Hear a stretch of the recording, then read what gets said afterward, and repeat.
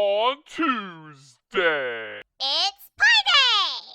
You might ask if this is the same sort of pie your grandmother, mother, or other loving motherly figure makes for you every Thanksgiving, but I assure you it is not. There is the sussy imposter 22 over 7, which is closer to 3.142, and not pie. These false pies, minus that pie, must all be eradicated off the face of the earth.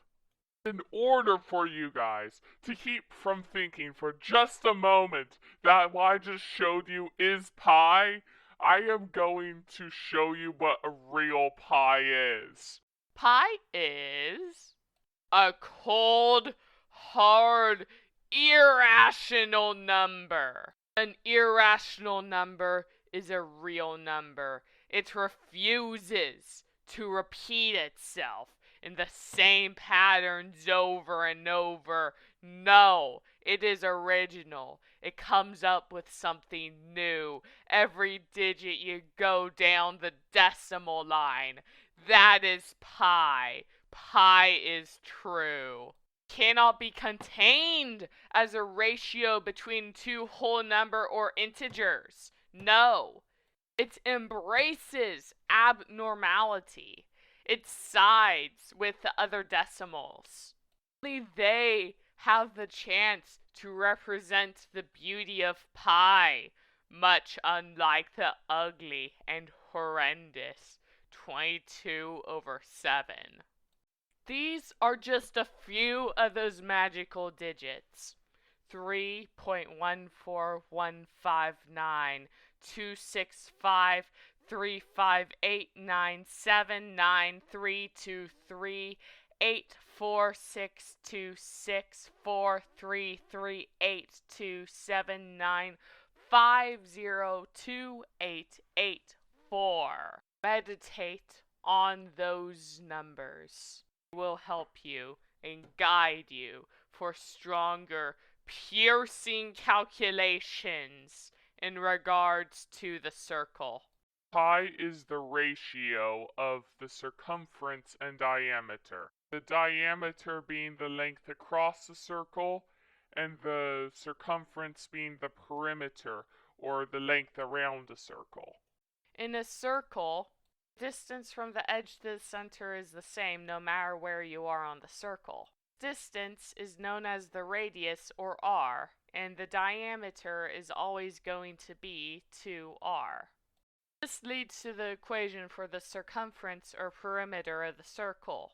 Because 2r is the diameter and pi, as mentioned earlier, is ratio between the circumference and diameter, we can determine that in fact the circumference is the circumference, and that's the magic of pi. So if you have the radius or the diameter, you can find the circumference. And likewise, if you have the circumference, you can find the radius or diameter. Now, what about pi's being squared? You may have heard that pi times the radius to the second power is the area of the circle, but why is that? First, we must cover the area of the triangle. Notice, isosceles and equilateral triangles are only supposed to be used for this equation. In equilateral triangles, all sides are equal. In isosceles, only two sides are equal. Scalenes always need extra love. Be sure to support your local Scalene Triangle Foundation. We're using isosceles triangles, so we'll be fine. Most people can intuit that for a square or a rectangle, the area is always going to be the base times the height. So if we cut this fun little shape in half, it's going to be a triangle. And so half the base times the height is going to be the area of the triangle. Now let us consider a pie. A circle is made of triangles. A circle is made of triangles. Triangles. Triangles. Circle can be represented in an infinite number of triangles. And the more sides you add to a shape, the closer it gets to a circle. A circle has an infinite number of sides, just how pi infinitely goes on forever into the decimals. Gonna represent this value of infinite triangles by a hashtag or number of triangle sign. Now let's multiply this by 1/2 base times height, our original equation. As mentioned previously, r is going to be the length from the edge to the center, and therefore it's going to be the height of our triangle. As for base, it's going to be the length at the bottom for our infinite number of triangles. Now the circumference is the length of the whole circle.